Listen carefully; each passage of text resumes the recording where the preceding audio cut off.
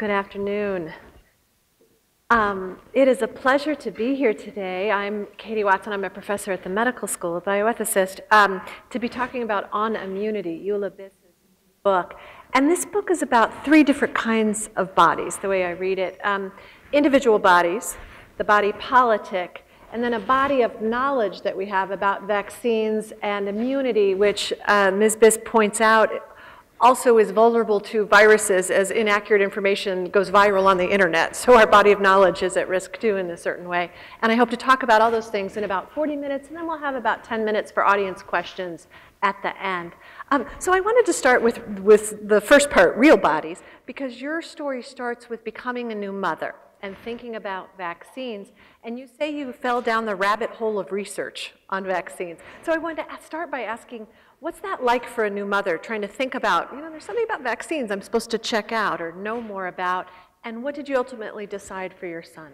I didn't know very much about vaccines, and I hadn't thought very much about them when I became pregnant, and I'd heard some rumors and concerns that were kind of, I think of it as being in the air, kind of just, it was as if I'd breathed them in or something. Something you're supposed to know something about. Yeah, and so when I was pregnant, actually towards the end of my pregnancy, I thought, well, I'll do a little investigation and I'll clear all this up pretty quickly.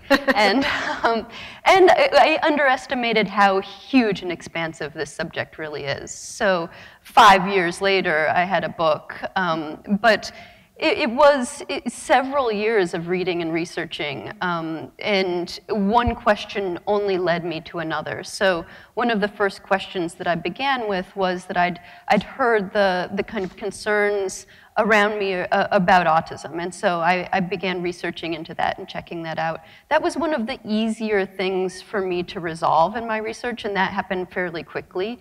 But in the process of resolving that question, like 10 other questions opened up for me. And so it did feel like a rabbit hole because each line of inquiry led to another inquiry, led to another question. And I began to see that this wasn't just about vaccination, that it was also about our relationship to our government and our relationship, like you said, to the body politic, to each other.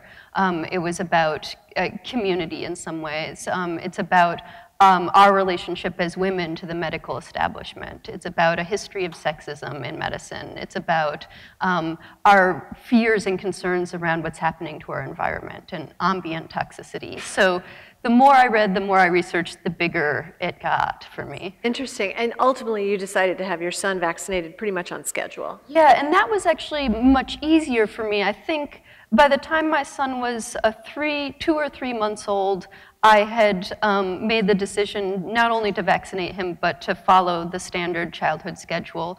But I still had many questions that remained open around, some of them were around the source of my own fears. So I had by that time seen a lot of information that contradicted my fears, but I still wondered, why am I so vulnerable to these fears? Why, for instance, does the idea that vaccines are toxic to my system appeal to me so much? Why does that immediately strike me as true, absent of evidence? And so that took a lot longer for me to think into and resolve and research into. Well, you quote, you use the word vulnerability, you quote a physician named Michael Fitzpatrick as saying, the imperiled immune system, and he puts that in quotes, is a metaphor for the prevailing sense of the vulnerability of the human individual in a hostile world. And you seem to agree throughout this book, and I wondered if you could expand on that. Why do we, or mothers maybe in particular, feel so vulnerable in the world? We're generally powerful people, right? Yeah, I think there's a few answers to that. I think one is that there's a lot of noise around us and noise in general, but especially noise around motherhood and parenting. And what I mean by noise is there's a lot of talk about threats to children, and real threats, imagined threats,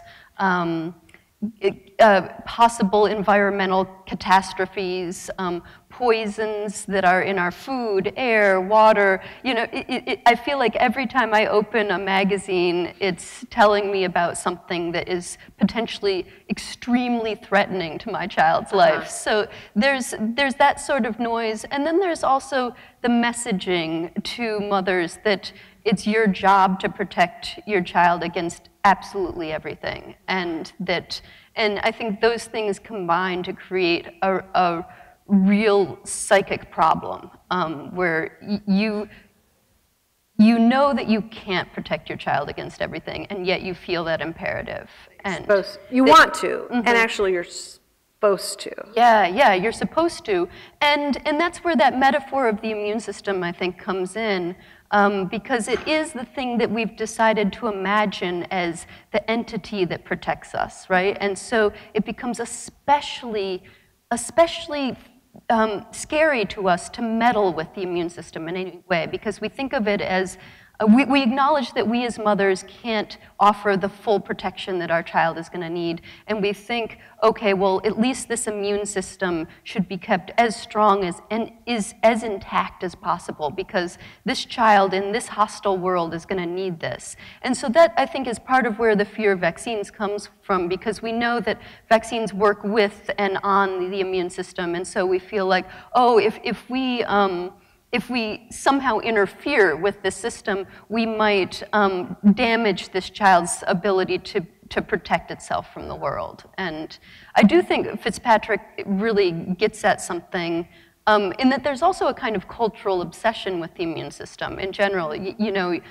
People talk all the time about boosting and strengthening their immune system. Jamba Juice, like immune booster. Like, yeah, really? Exactly. That'd be great. Yeah, there's all kinds of potions, powders, tonics. And this is, it's not necessarily specific to this moment, but it's new-ish. Tonics of a previous age were to strengthen the nervous system, right? They were nerve tonics. But now we're really concerned with strengthening our immune system. And it's partly because we feel embattled by many different forces, some of them environmental, some of them political, some of them social, and this system has been imagined for us as the system that protects us against everything. Well, it's funny, because in your book, this plays two ways. You talk about a moment where you're in your research finding there's a certain sort of plastic in the baby's mattress that might be troublesome, and this idea of protection of, you read that something like a fuzzy blanket that you think is positive is going to kill your child if you put it in the crib, and oh my gosh, here's the mattress that could be a problem. And so you write about feeling overwhelmed and calling your husband and saying, we've got to change the baby's mattress, we won't be killing our baby with the mattress, this vigilance message.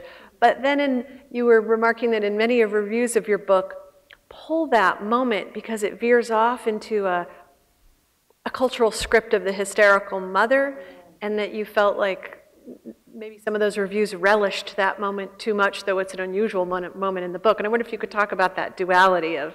Yeah. I think it's... Women are both encouraged towards a kind of anxiety and neurosis around parenting, and then punished for feeling exactly what we're encouraged to feel. So, and I see that in some of those reviews, like there's... and I should say these are very positive reviews, but they love you crying on the phone to your husband. Yes, exactly. Just love it. They all open with that. Yeah. And he's like super rational and like, we will fix this. Don't... Yeah, and I think because that satisfies a sexist stereotype, right? This idea that, mothers are all hysterical, irrational women who are running around making bad decisions because they feel too much. And actually what I was looking at in that moment where I was writing about feeling anxious about that plastic in my son's mattress was a misplaced sense of scale, right? So there was actually a self-critique happening there, because in the moment that I was crying about the plastic on the mattress, at that very moment, the Deepwater Horizon oil spill was happening, and tons of a very similar chemical were spilling, but like massively more amounts of it, right? We're just spilling out into the world. So I was working with this infinitesimal amount in the mattress. Meanwhile, there's just gallons and billions of gallons pouring into the world. And the self-critique that I was making in that moment is, where should I really be spending my anxiety? You know, like probably on the billions of gallons, not the like minute tiny amount that is in the mattress. And it was also, of course, you know, I think every self-critique in this book is also meant as a cultural critique, like where should we really be looking? And I do think that when we're worried about toxicity, we should be less worried about this home environment and more worried about our shared environment, our environment at large. Globally. But it's also an interesting issue of control. If you can't stop the BP oil spill, you can't change what chemicals they're using, but you have control over which mattress we choose. Right, so exactly. It almost seems like it's a displacement, but almost a productive channeling, maybe? Yeah. I don't know. But then you could say it takes away from your global focus. Mothers throughout the ages have felt this, and I think for those of you who have seen the painting that's on the cover of On Immunity is fascinating. And I wondered if you could talk to us about what this painting is, why you chose it, and the multiple meanings that you explore about the word myth. Yeah, so this is a detail on the cover of Rubens' painting of, he actually painted a series of panels of the life of Achilles. And this is the first panel, and it's Achilles' mother dipping him in the river Styx. And the myth of Achilles begins with Thetis, Achilles' mother, trying to find some way to make him immortal. She's a goddess, but he's a kind of mixed breed, so he's doomed towards mortality. And she wants to find some way to... As our disease. He has our human disease of mortality, and this really upsets his mother Thetis, who has immortality, and she tries to find, and there's versions of this story, and they're interesting. Every version involves her doing something incredibly dangerous to grant him immortality. So in one version, she plunges him into a fire, and in that version, you know, her hand is covering his heel. In another version, she plunges him into the river Styx, which is the river that runs through the underworld, the river of the dead. And so if you see the larger painting, this is just a detail, you see that there's actually the dead in the background being ferried across the river Styx, and there's bats, and there's a three-headed dog, and it's a very ominous environment. Doing something very dangerous. In obviously the doing something payoff. dangerous, yes, to grant this immortality. And in the end, she does a lot of other things. The story of Achilles goes on, and she dresses him as a girl, for instance, because she doesn't want him to go to war. He ends up going to war anyways, and she makes him a special shield and a special suit of armor and a special sword. And none of these things ultimately save him from his fate, which was actually foretold before he was born, and his fate was that he would die young, and he did, in fact, die young. And this story came to mind when I started writing this book. The word myth often appeared in conversations about vaccination. It was usually being used somewhat differently. So it was usually being used to mean erroneous beliefs around information that that was false, was a myth. The myth of the link between autism exactly. and vaccines. There's various different myths. But that word inspired me to think about, well, is there a precedence for this in mythology, in Greek mythology?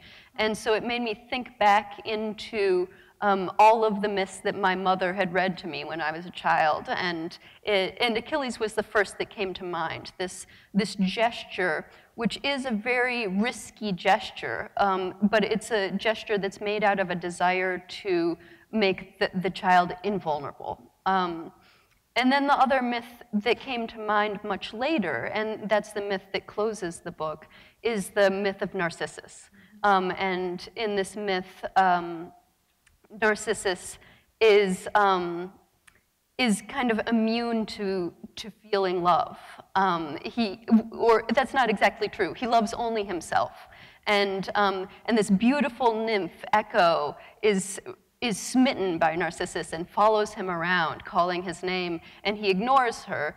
And she eventually wanders off into the woods and is doomed to forever be calling out whatever she hears in the woods, right? So that's the echo you hear in the woods. And the god of punishment sees this and says, that's not fair, and then dooms Narcissus to fall in love with his own reflection in a pool, and he dies there looking at himself. And for me, that was the kind of cautionary tale that I saw at the other. I put it at the end of the book because I felt like it was a different sort of cautionary tale than the myth of Achilles. Say more about that, because so the idea of being so self-involved or involved in one's family, saying like, well, I haven't seen polio in my neighborhood, so my kid's not going to get it. It seems like you have a broader view of community and what it means to be, quote, maternal, or in my field we call care ethics. Yeah. I think that part of what this myth of Narcissus highlights, or not highlights, but exposes for us, is how dangerous it can be to be too isolated and internal, and to focus your love too much on yourself or what you see as yours, right? So your child, your family, your immediate, and to fail to turn your love out, and to fail to embrace a love of other people and of others, and to see beyond yourself. And I do think very much, not just from my research, but from my own experience as a human being, I do think that's dangerous. So it's not just morally wrong, so that you feel that in the myth, and you feel that when people talk about narcissism, that there's a sense that, oh, we agree as thinking people that this is morally or ethically dubious. But I also think that when you look at vaccination specifically, you can see how it's actually dangerous, and how only thinking about your own body or your own child's body can actually expose you to harm. And I'm trying to think of something that will make this less abstract. But okay, I'll take an example from my own life, for instance. So when I was in the early stages of my research, I was wondering about the very first vaccine on the childhood schedule, which is typically given within 12 hours of birth, and that's the Hep B vaccine. And as I would learn later, there's really good reasons that Hep B is given within 12 hours of birth.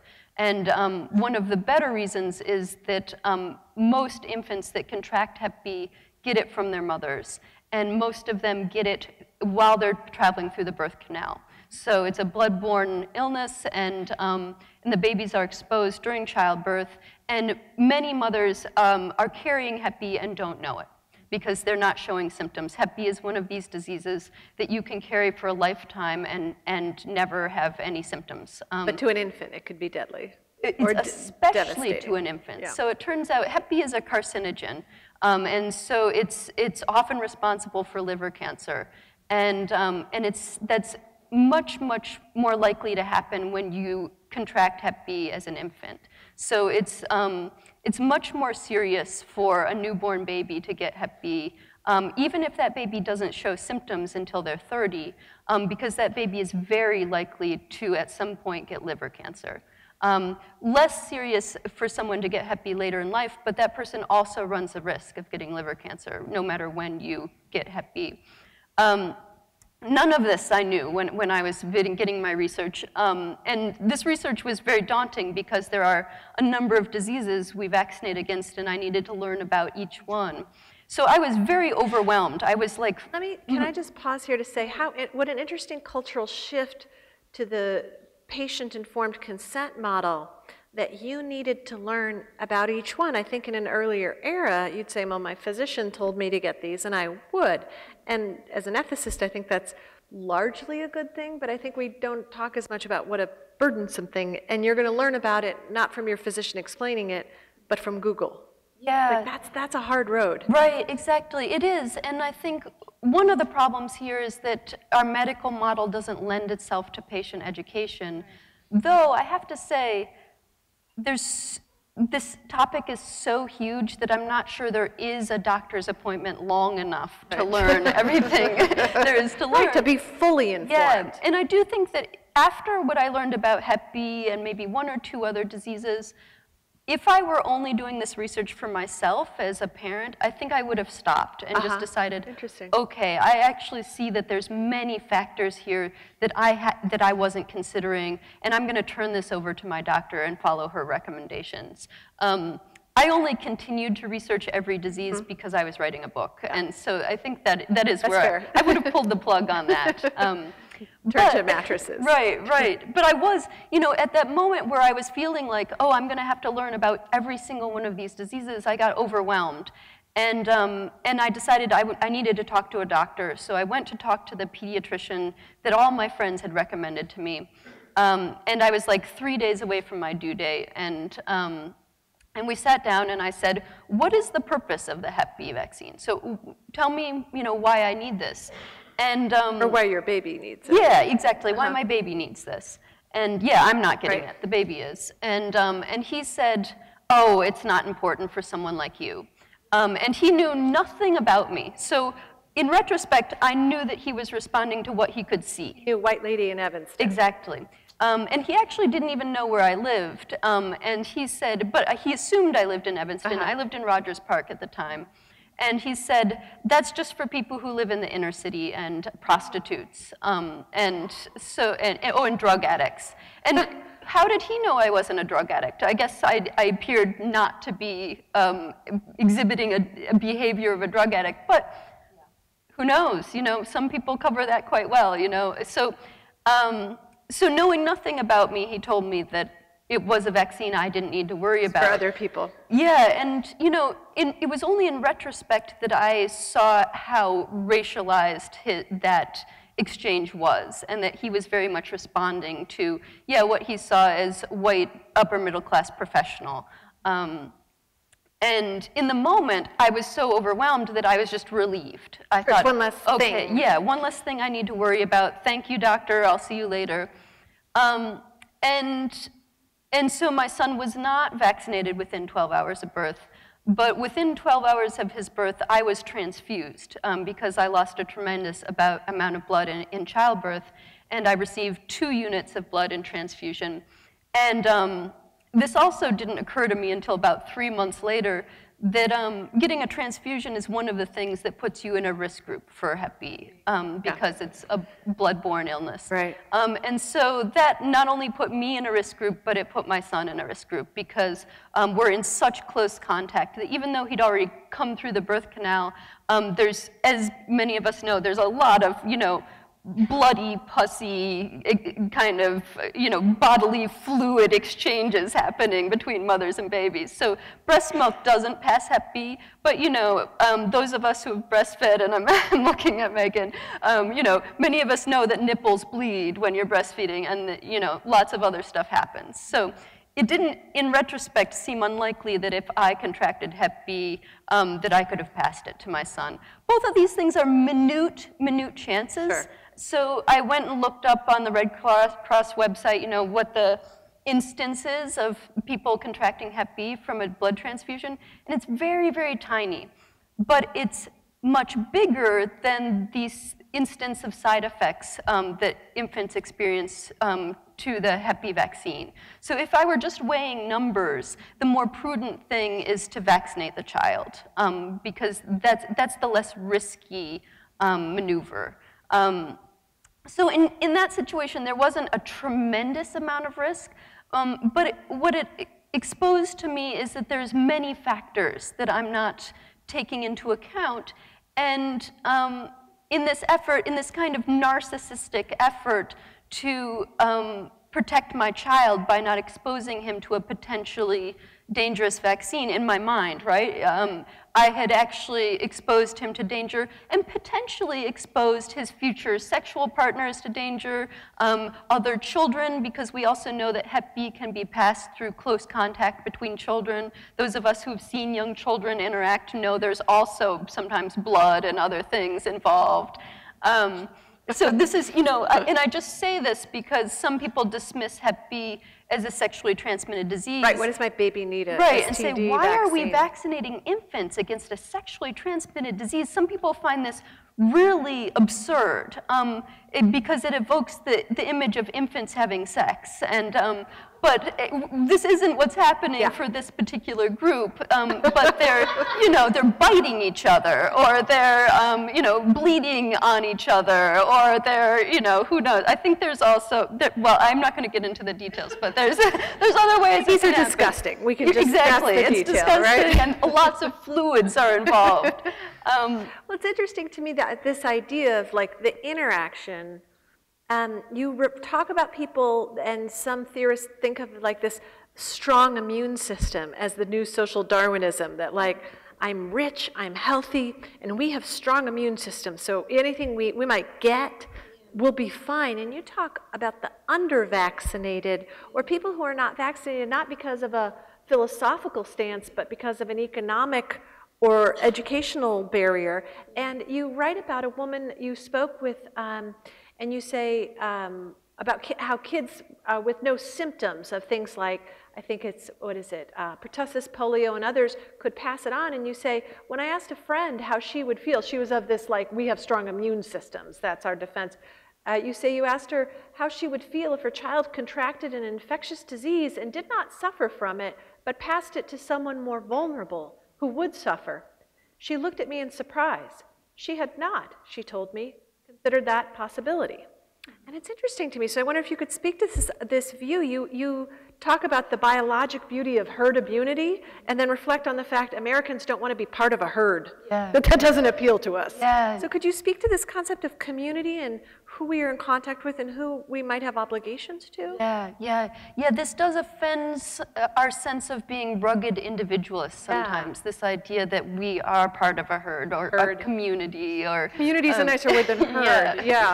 We don't like to feel like cows. But we are, we are like cows in that we live in large groups and pass diseases among each other. And this aspect didn't occur to me initially until I got deeper into my research.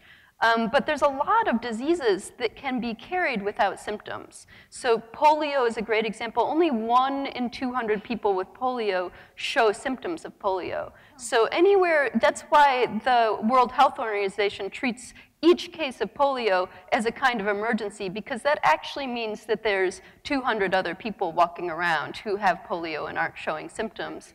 And Hep B is another example. The majority of people with Hep B aren't showing symptoms, but can pass the disease to others. So this idea that, I don't need to vaccinate because I have nurtured my and my children's immune systems to the point where they are superhuman immune systems, they can fight anything, is problematic. Not because it isn't true. I think that some immune systems are stronger than others. Whether that correlates with class and race the way people seem to think it does I'm not sure about. But the problem is that if you, with your exceptional immune system, are still carrying disease, you can still pass it to someone who doesn't necessarily have all the advantages that you have. So the moment where I was thinking about, this became very vivid to me, was I had actually just come from a doctor's appointment with my son's first-year checkup. And at that appointment, I found out that he was going to be vaccinated against chickenpox. And I kind of pushed back a little bit. I said to the doctor, why chickenpox? I had chickenpox, everybody had chickenpox, I'm fine. This isn't going to kill him. And she said, you're right, it's probably not going to kill him. And she said, but, here are some things to consider. One of them was that before we started vaccinating against chickenpox, 70,000 children a year were hospitalized with chickenpox. 10,000 of those children did die of complications, including pneumonia and other things. And then she talked about some of the virulent skin infections associated with chickenpox that have become much worse since my childhood. Partly because we have some issues with antibiotic resistance, so that are different than they were 37 years ago when I got chickenpox. And she gave me all this information, and I accepted the vaccination. And then my son and I were playing in the playground in Rogers Park. And there was a daycare for, it was described to me by one of the volunteers as a daycare for disadvantaged youth that was also playing in this playground. And many of the children who were playing there, it was obvious, weren't getting adequate nutrition. So some of them seemed extremely small for example, to have a full set of teeth. You know, so the child would seem to be a much different age, and then I'd notice that they had all their teeth and think, oh, they're actually a year and a half older than I thought they were. And some of the children weren't adequately dressed for the weather. A lot of the children had tons of snot coming out of their noses. And, you know, so I was looking at the kids we were playing with and that my son was, you know, touching and playing with and breathing on and thinking, these kids who are in this nonprofit daycare, many of them may not have the same access to healthcare that my son has. And if he gave them something that I think of as not a big deal, like say influenza or chickenpox, it could turn out to be a big deal for a kid who doesn't have adequate nutrition, or who doesn't see the doctor very often, or whose parents are dealing with many of the difficulties that poverty presents, right? Who are working 2 jobs and can't afford to take a child to the doctor at the first sign of a fever or something like that. And who might not also necessarily have all their vaccinations for all the same reasons, because of the pressures of poverty. And I thought to myself, you know, watching him among these children, I thought, wow, if I turn down these immunizations, I'm just adding to those pressures of poverty. I'm actually just exacerbating a difficult situation for someone. Well, and you educated me reading this book. Raise your hand if you've ever heard of chickenpox parties. I was unfamiliar. Wow, this is like a thing. Yeah, it is a thing. Can you briefly say, what are chickenpox parties and what's wrong with them? Because it does seem to play into, you say, this craving for the natural. You have some beautiful phrase, I won't say accurately, but this, you know, pre-industrial fantasy of the natural is getting played out in these chickenpox parties. Yeah, pre-industrial nostalgia. Nostalgia, pre-industrial nostalgia. Yeah, and in much of my research, I began to wonder whether we, and I really include myself in that, are nostalgic for things that we don't know enough about to not feel nostalgic about. Like that was organic, but you would get your hand cut off in the thresher. Yeah, so, right. You know, like that's right. But we only remember the like organic part. Yeah. And you know, one of the pieces of literature that really made me question my own pre-industrial nostalgia was A Journal of the Plague Year by Daniel Defoe. So very early novel. And he's writing about the Great Plague of London. This is pre-vaccination, and it's also pre-germ theory. So I think by the time he was writing, the first glimmerings of germ theory were kind of starting to appear, but it had definitely not been validated. And in fact, he actually rejects germ theory in the novel. He talks about it and says, there's people who say that there's tiny little monsters that live in your body, and that those monsters can be passed to other people and cause disease in them. This sounds ridiculous. And of course, germ theory sounds crazy, actually. But this novel about the Great Plague of London really cured some of my nostalgia because it sounded terrible. Yeah, I mean, you see, like, people had the only really effective method of disease control that people had at that time was quarantine. And quarantine had to be enforced, you know, by a kind of police state, basically. And so as soon as you got sick, you were cut off from your family and society as a whole, and basically cut off and left to die, and the hope was that you didn't infect anyone else. And there was, and because people didn't know yet that the plague was spread by fleas, it continued to ravage the city despite quarantine. And so people were dying these isolated deaths, and panic was spreading through the city. People were falling out of windows. All these mass graves were opened, and bodies were poured into mass graves. I think Daniel Defoe questions whether people couldn't be buried as fast as they were dying, but he says it got right up to the point where it seemed like it was, the effort to bury people was challenged by the number of deaths. So how did thinking about that change your thinking about chickenpox? Yes, parties? yes, so exactly. So, good, yeah, thanks for bringing me back around. Yeah, so that, I think, made me have a less glossy, rosy picture of the pre-vaccine era, right? Where I imagined what it would have been like to be a mother during that time period. And you talk about the phenomenal rate of childhood mortality. Yeah, right. We're lucky to have. Yeah, we also know, yeah, that, and that's even much more recent than Daniel Defoe. That's just 100 years ago, where it was 1 in 10 children wouldn't make it to their first birthday, and then even fewer would make it to 5. So that's one thing that tempered that nostalgia. But yeah, I think I was one of many people who thought that, isn't there some better way to do this? Isn't there a more natural way to do it? Yeah, isn't there a more natural way to do this? Put all the kids this? Together, one has chickenpox, the rest get it. Oh, that was natural, we're inoculated. Yeah, now. and so there's 2 kinds of varicella is the virus that causes chickenpox. There's 2 kinds of virus now. There's what is described as the vaccine virus, and there's what is called the wild type. So you can see the appeal, right? If you've got the choice between these 2 viruses. At Whole Foods, the aisle would be the wild one. Yeah, like, yeah, there's part of me that thinks, I want the wild type. That sounds better and more exciting. And so there are people who feel, this is, you know, a fairly widespread phenomenon, that there are people who feel that natural infection with the wild type is more desirable than the vaccine virus. And there are reasons why many people would argue with that. So one of the reasons is that once you are infected with the wild type of varicella, it never leaves you. It's with you for the rest of your life. It lives in the base of your brain, and it lives in your nervous system. And so later in your life, when your immune system starts to change, so in our 7th and 8th and 9th decades, our immune system starts to change. People in their 70s and 80s and 90s are prone to different kinds of diseases than younger people.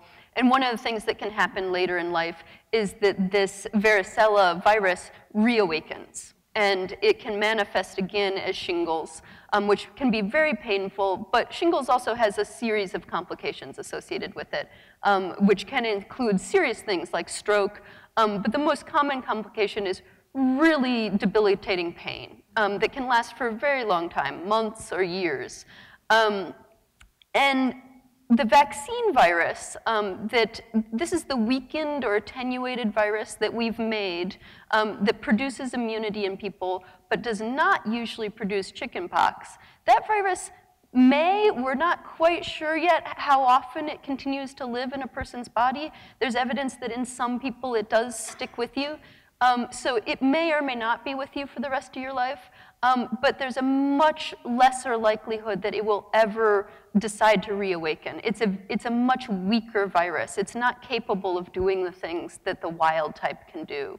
It is domesticated. And you know, that's one of the advantages to being inoculated with this vaccine virus. But so there's people who, for a variety of reasons, want their children to be infected with the wild type. So when a child has chickenpox, there will be a party where everybody brings their susceptible children to catch chickenpox, so that because chickenpox is not incredibly easy to get anymore because a lot of people are vaccinated and it's not circulating in our population. So I think was a good thing.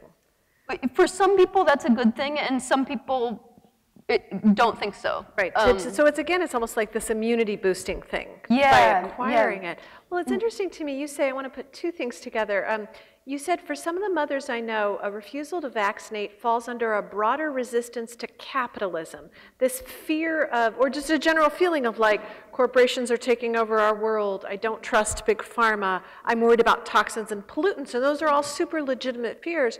But you say that this desire for the natural and the sort of controllable, but you say it's a misplaced the fear is not necessarily misplaced or the concern, but putting it into not wanting to be vaccinated is misplaced. And I want to tie that with some of the news of the week. This week, I had a flu vaccine. I listened to the news about Ebola, and I read your book. And together, that made me think about fear. So, then I read about your fears of capitalism, all the other fears that are coming into this. And you write, what will we do with our fear? This strikes me as a central question of both citizenship and motherhood. And I wondered if you could talk about what will we do with all of that free-floating, Ebola's here, the flu will kill tens of thousands this year as every year, but we don't hear about as much about that. Yeah. I do think this is one of the pressing questions of our time is how do we deal responsibly with the fear that's been inspired in us by a number of different situations and entities.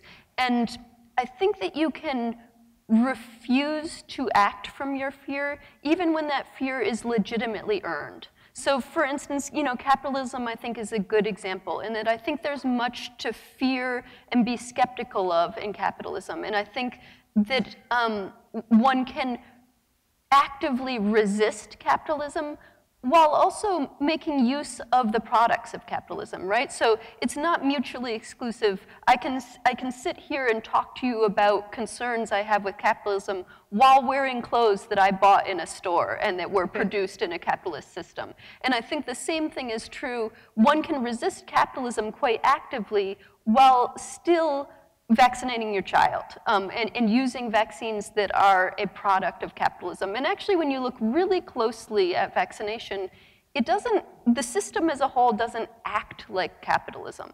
And what I mean by that is that with vaccination, if we do it the way it's been imagined in this country as mass vaccination, where pretty much everyone gets vaccinated, we are all sharing the risks of vaccination, which do exist, and we're all sharing the benefits. And that is not how capitalism works, right? So in capitalism, a very small number of people enjoy the benefits of capitalism, while a very large number of people are exposed to the risks. And you make the great point in your book that it's sort of often the wealthy and educated and entitled who make active choices to not be vaccinated and to ride the herd immunity of the rest. And that's kind of the inversion of the Occupy movement of like, wait, you've become the 1%, the health 1% in a certain way, which is a really interesting inversion. I'm going to open it up to audience questions after this last question. And I know Kate, our stage manager, has a microphone. So if you want to raise your hand, she'll bring it to you. But my last question is to end on, for an incredibly thoughtful and scientifically accurate book about medicine and science and culture and motherhood, there are an awful lot of references to vampires. Yeah. I'm glad you brought that up. Help us understand how is the vampire and in all its historical and cultural incarnations relevant to vaccination? Yeah. I did not see that coming when I started writing this book. Me either. I was like, oh, one vampire reference, interesting. And then a chapter, that's totally different set of vampires. Okay. Yeah. And Dracula comes back again and again and again. Well, he's not dead. So. Yeah. Well, where it came from was actually when I was doing my research into the anti-vaccination movement in Victorian England. Something that caught my eye was the fact that anti-vaccinators in Victorian England often used the vampire as a metaphor for the vaccinator. And when I saw that, I thought, oh, that's interesting. And I realized that I didn't know anything about the vampire literature of that time. I'd never read Dracula, and I'd never read any of the other vampire novels of that time period. So I started reading them, thinking, can these be read as metaphors for vaccinators? And Dracula was particularly interesting to me. Dracula is a late Victorian piece of literature. And Dracula himself, Count Dracula, cannot really be read as a metaphor for vaccinator. He's very, very obviously a metaphor for disease.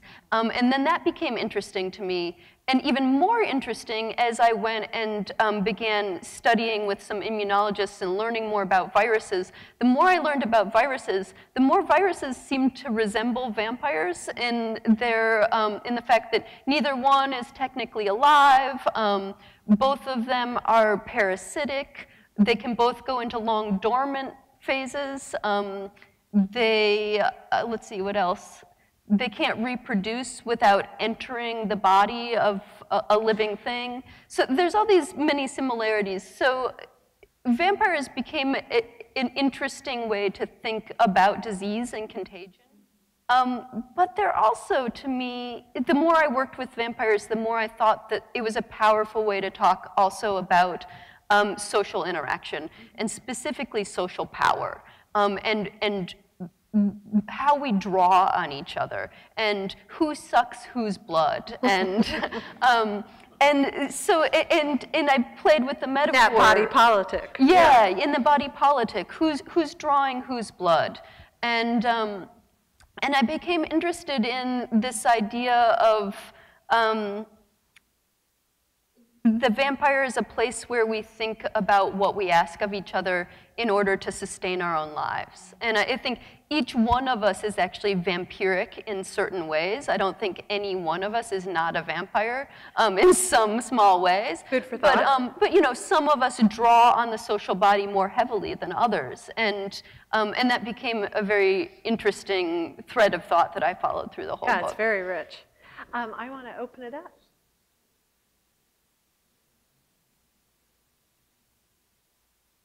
Hi, my name is Tatiana, and I work as a healthcare interpreter, and I get calls from Texas, Florida, everywhere. And I see these Hispanic mothers who are about to give birth, and they are asked, you know, do you want to give the hepatitis B vaccine? And here's me thinking, what do you mean, do you want? You know, it's like, give it to the baby if it's good for them.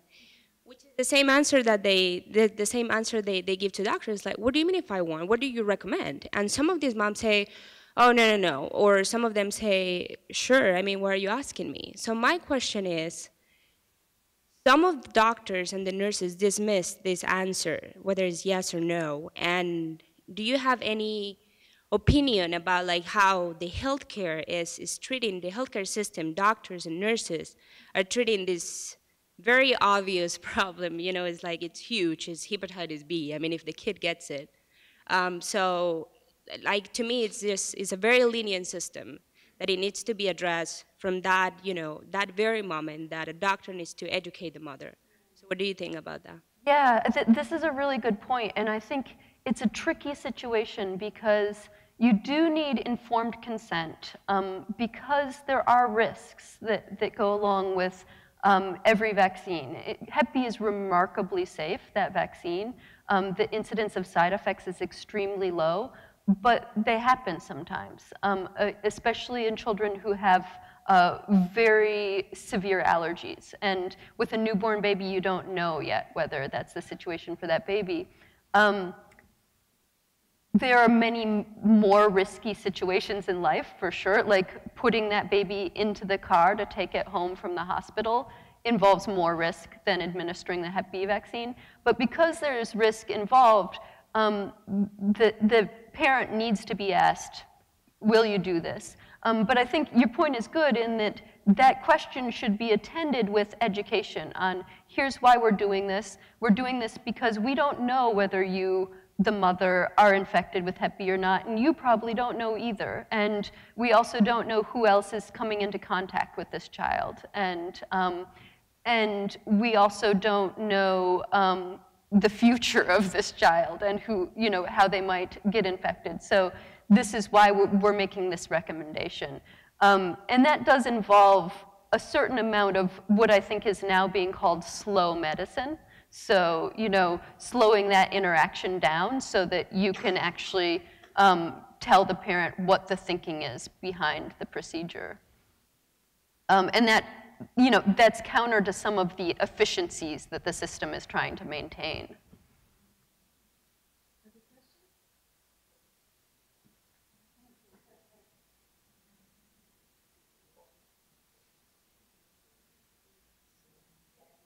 I am no longer a young person, and I know that now when I go to the doctor and it's 10-year time for my annual tetanus, I'm also given pertussis vaccine because guess what? It's running around in the old people's community.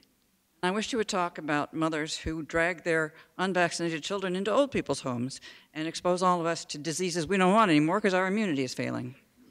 This is the grandparents' rights movement section. Yeah, yeah. Well, you know, that comes up around a number of diseases, and the one that, that I think we don't talk about as much as we should is influenza.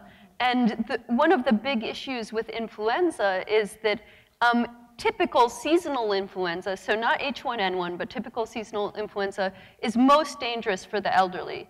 But kind of paradoxically, the vaccine against influenza is least effective in the elderly. So there are countries, for example, Japan was one of them, where the strategy with influenza was to vaccinate all school children against influenza, because the idea was that this would, school children were the people who were bringing influenza to the elderly.